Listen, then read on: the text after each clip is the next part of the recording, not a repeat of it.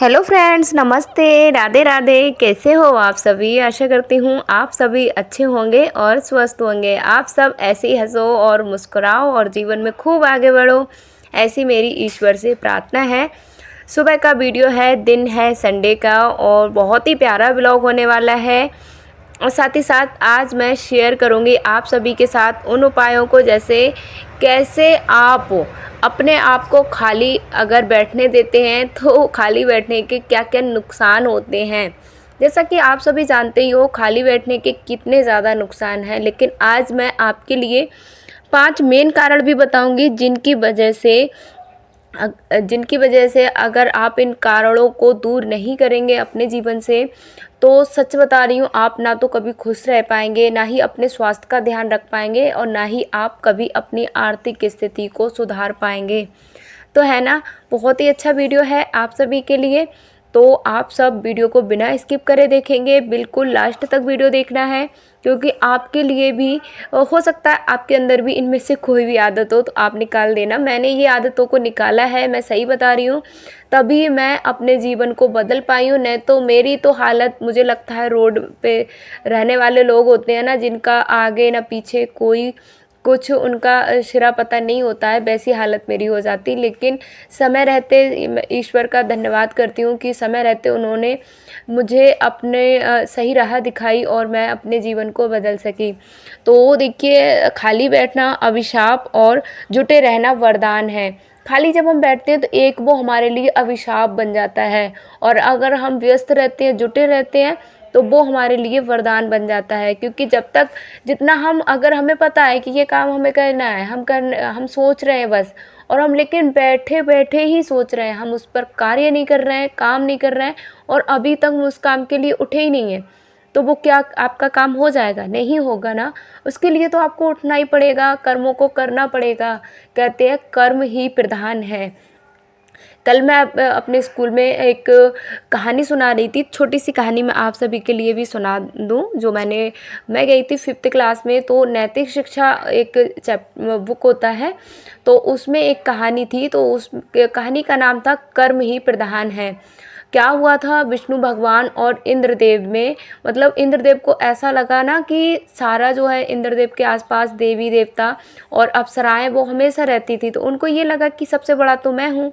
तो उन्हें ना, कहते हैं कभी कभी अहंकार आ जाता है हमारे अंदर कि भाई मतलब हम सब कुछ हैं, अब हमें किस चीज़ की ज़रूरत है, अब तो मैं सर्वमान्य हूँ। तो ऐसे उनको आ गया, वो विष्णु के जी के पास गए इंद्रदेव, उन्होंने कहा कि मैं सबसे बड़ा हूँ, मतलब इस बात को आप मानिए। तो विष्णु जी ने कहा ऐसा कैसे हो जाएगा? तो उन्होंने कहा आप कैसे बड़े हो? तो अगर मैं बारिश नहीं करूँगा तो धान कैसे उगे, खेत कैसे उगेंगे, मतलब खेती कैसे होगी, किसान लोग कृषि कैसे करेंगे, पिएंगे का क्या, उनका जीवन कैसे चलेगा? तो विष्णु जी ने कहा देखिए, सब कुछ नियमानुसार चलता है और नियमानुसार आप चलने दीजिए। इंद्रदेव क्रोधित हो गए, क्योंकि उन्हें सबसे बड़ा बनना था, लेकिन विष्णु जी ने ऐसा नहीं किया। फिर उन्होंने क्या किया, वो बादलों में जाकर छिप गए।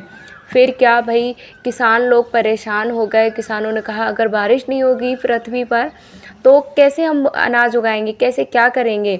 तो कुछ ने कहा कि भाई, नारद जी पहुँचे, नारद जी ने कहा कि ऐसा विवाद चल रहा है स्वर्गलोक में, इस वजह से इंद्रदेव बारिश नहीं करेंगे, अगले 12 वर्षों तक वो पृथ्वी पर नहीं आएंगे, बरसेंगे नहीं। तो उन्होंने कहा, कुछ किसान बोले अगर 12 वर्ष तक बारिश नहीं होगी तो हम क्या खाएंगे, क्या कैसे क्या करेंगे? तो फिर क्या हुआ ना, उन्होंने ना क्या किया, उन्होंने सोचा, फिर सबने सोचा, सबने आपस में, जीव जंतुओं और मानव ने विचार किया। मानवों ने कहा अगर हम 12 वर्ष तक खेती नहीं करेंगे, अगर अपने कृषि कार्य नहीं करेंगे, तो हमारे बच्चे भूल जाएंगे, उनको हम कैसे सिखाएंगे? मेढक ने कहा हमारा धर्म होता है टर्राना, तो हम टर्राएंगे। मोर ने कहा हमारा धर्म होता है इस मौसम में नाचना, तो हम नाचेंगे।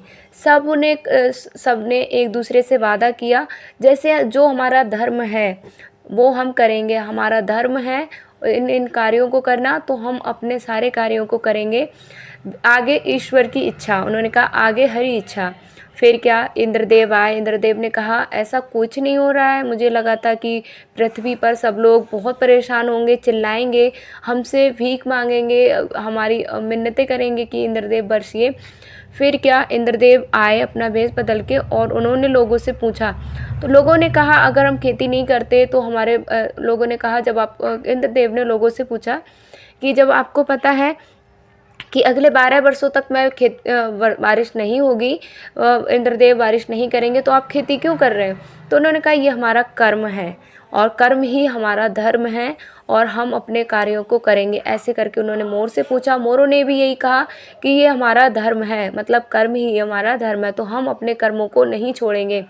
इस तरीके से फिर इंद्रदेव को पछतावा हुआ कि ये लोग, जबकि इनको पता है कि मैं 12 वर्षों तक बारिश नहीं करूँगा, फिर भी ये लोग अपने कर्मों को कर रहे हैं, तो मैं क्यों ना करूं? अगर मैं 12 वर्षों तक बारिश नहीं करूँगा, मेरी वजह से कितनों जीव जंतु के प्राण जाएंगे, उसका पाप मेरे सिर लगेगा। फिर क्या, इंद्रदेव को अपनी गलती का पछतावा हुआ। उन्होंने खूब झमाझम बारिश की। किसानों ने हाथ जोड़कर इंद्रदेव को प्रणाम किया, नमन किया और उनको बहुत बहुत धन्यवाद किया। तो इस कहानी से बस यही शिक्षा मिलती है कि कर्म ही प्रधान है, हमें किसी भी स्थिति में अपने कार्यों को नहीं छोड़ना चाहिए। तो अब ज़रूरी बात करते हैं उन 5 पॉइंटों की, जो अगर आप भी खाली बैठते हैं तो आपको खाली नहीं बैठना है, आज से ही जुट जाना है। देखिए, खाली बैठने से सबसे पहला पॉइंट है हमारा, खाली बैठने से आपकी पर्सनालिटी पर असर पड़ता है।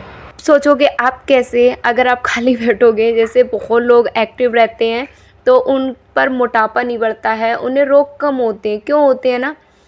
रोग क्यों कम होते हैं? इसीलिए होते हैं क्योंकि वो चलते रहते हैं, अपनी बॉडी को फिट रख रहे हैं। अगर हम एक जगह लेटे हैं, बैठे हैं, तो क्या है, हमारा फैट है वो बढ़ेगा और मोटापा बढ़ने से बहुत सारी बीमारियां हैं हमारे अंदर प्रवेश कर लेती हैं।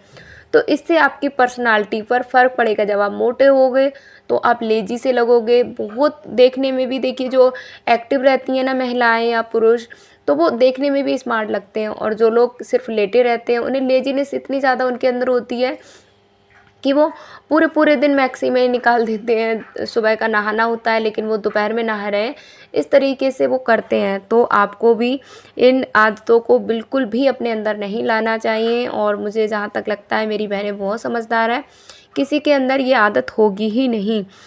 अगला पॉइंट है मेरा, खाली दिमाग शैतान का घर। आपने सुना होगा ना, खाली दिमाग शैतान का घर। जब हम खाली रहते हैं ना, बहुत ज़्यादा हम खाली रहते हैं, हमने जल्दी जल्दी किया, तो हम सोचते रहते हैं कि ये कैसे, वो कैसे, मेरे ससुर ने मुझसे ये कहा, मेरी सास ने मुझसे ये कहा, मेरे हस्बैंड मुझसे ये क्यों कह के गए, मेरी बहन ने मुझसे ऐसे क्यों कहा, मेरी सहेली ने ऐसे। ये बहुत सारी बातें हैं जो हमारे दिमाग में चलती रहती है, जो हमें मानसिक रूप से परेशान करती हैं और शारीरिक पर भी इसका बहुत असर पड़ता है। जब हम मानसिक रूप से परेशान होंगे ना, तो हम कभी भी अपने शरीर को और शारीरिक रूप से स्वस्थ नहीं रह सकते हैं। तो कहते हैं चिंता चिता के समान होती है। तो आपको बिल्कुल भी, जब आप खाली रहेंगे ना, तभी तो चिंता होगी, आप अपने आप को बिजी रखेंगे तो चिंता किस बात की होगी? थोड़ी देर के लिए तो आप उस चीज़ को भूल जाएंगे। अगला पॉइंट है, ज़रूरत से ज़्यादा आराम हमें अपाहिज बना देता है। कितना बुरा शब्द लगा, अपाहिज। कैसे बन जाते हैं अपाहिज? देखिए, जब हम बहुत ज़्यादा आराम करते हैं, जैसे एक लिमिट बनाइए, अपने आप को लिमिट में रखिए कि मुझे 1 घंटा आराम करना है, फिर उठ जाइए, अपने कामों में लग जाइए। हम लेटे रहते हैं 4 बज गए, 5 बज गए, तो हम क्या करते हैं ना, हमारा शरीर ना तो फुर्ती करता है, हम दूसरों के ऊपर डिपेंड हो जाते हैं। कभी कभी लोग हमको ये भी ताना देते, करती क्या पूरे दिन, लेटी रहती है, मोबाइल चलाती है। इस तरीके भी ताने हैं हमें सुनने के लिए मिल जाते हैं। तो क्यों ही सुन रहे हो आप इस तरीके ताने? उठिए, अपने सारे कामों को खुद करिए। आपको ईश्वर ने चारों हाथ पैर दिए हैं, आंखें दी हैं, कान दिए हैं, और आपके अंदर सबसे ज़्यादा बुद्धि दी है। आप उसका प्रयोग करिए और अपने कामों में लगे रहिए, जुटे रहिए। आप अपने आप को बिजी रख के, तो देखिए मेरी बहनों, बहुत फ़ायदा मिलता है। आप हर तरीके से ग्रोथ कर सकते हैं, मानसिक रूप से, शारीरिक रूप से, आर्थिक रूप से, हर तरीके से ग्रोथ करेंगे आप। और अगर आप अपने आप को खाली बैठाए रखेंगे तो आप कभी भी ग्रोथ नहीं कर सकेंगे। तो आज से आप भी बिल्कुल भी खाली नहीं बैठेंगे, अपने कार्य स्वयं करेंगे, जिससे लोग कोई भी आपसे ये ना कह सके करती ही क्या हो। तो आप उनसे बोल तो सकते हैं, क्या नहीं करती हूँ मैं, सारा कुछ तो करती हूँ, पूरे घर को संभालती हूँ आपको। तो जब आप करती होंगी तभी तो आप कहेंगी, जब आप कर ही नहीं रही हैं तो आप कैसे कह पाएंगी, कैसे उनसे आंखें मिला पाएंगे। अगला पॉइंट है हमारा, हमारा शरीर स्वस्थ हो जाता है जब हम कार्य नहीं करते हैं ना, तो कोई भी बीमारी हमारे अंदर नहीं होती है, लेकिन हमें ऐसा फील होता है ना कि मेरा सिर दर्द हो रहा है। जब हम ऐसा होता है ना, जैसे मैं आपके लिए अपना बताऊं, जब मैं दोपहर में सो जाती हूँ फिर मैं सो के उठती हूँ ना, मुझे इतना ज़्यादा अजीब लगता है। वैसे मैं सोती नहीं हूँ, कभी कभार ऐसा हो जाता है कि मैं रात को लेट से सोती हूँ या मुझे किसी कारणवश जागना पड़ा है रात को, तो मैं दिन में नींद पूरी करती हूँ। सही बताती हूँ, जब उठती हूँ ना इतना ज़्यादा अजीब लगता है, ऐसा लगता है जैसे मुझे ना बुखार आ गया, फीवर हो गया, बीमार सी हो जाती हूँ मैं। तो हमारा शरीर है वो सुस्त हो जाता है, काम में मन नहीं लगता है, ऐसा भी हमारे अंदर होता है। तो अगला पॉइंट है, अगला मैं आपके लिए एक बात बताऊं, ना समय कभी रुका है और ना ही हमारी उम्र रुकती है। होता है ना तो समय रुक रहा है ना उम्र रुक रही है, तो आप क्यों रुके हो, आप क्यों खाली बैठे हो। आप भी शुरू करिए ना, आप भी लग जाइए ना, कुछ भी करिए। जैसे बहुत सारी महिलाएं ऐसी भी हैं जो सच में, मैं उन महिलाओं को सलाम करती हूँ, उन महिलाओं से मैं भी बहुत प्रेरित होती हूँ। जैसे बहुत सारी महिलाएं ऐसी हैं, घर का भी काम करती हैं, उसके साथ साथ पैसे भी कमाने के कोई ना कोई रास्ते ढूंढती हैं, या अपने घर को वो इतना अच्छा रखती हैं सजा सवार के। तो देखिए वो खाली बैठ के नहीं रख सकती हैं ना, वो लगी रहती होंगी, जुटी रहती होंगी, अपने आप को बिजी रखती होंगी, तभी ये सारे काम कर पा रही हैं। अब वो भी खाली बैठे अपना जल्दी जल्दी खाना, उनका सुबह का खाना बना लिया, सिंक में बर्तन पड़े हैं, उनका सारा काम पड़ा है, और वो क्या कर रही हैं, मोबाइल पे रील चला रही हैं बस। तो उससे देखिए कभी कुछ नहीं हो सकता है। तो समय कभी किसी के लिए ना रुका है ना रुकेगा, ना ही उम्र किसी के लिए रुकी है ना ही कभी रुकेगी। तो इन चीज़ों को तो आप क्यों रुकेंगे, आप भी मत रुकिए, आज ही उठिए और शुरुआत करिए। आप देखना, आप शुरुआत करेंगे, आप जीवन में कितने आगे बढ़ जाएंगे। देखिए कोई बड़ी बात नहीं होती है, बड़ा क्या होता है किसी चीज़ की शुरुआत करना। तो आप शुरुआत कर सकते हैं, तो आज से ही करिए। देखिए अगला पॉइंट है हमारा लास्ट, दुनिया में सबको कुछ चीज़ें बराबर मिलती हैं।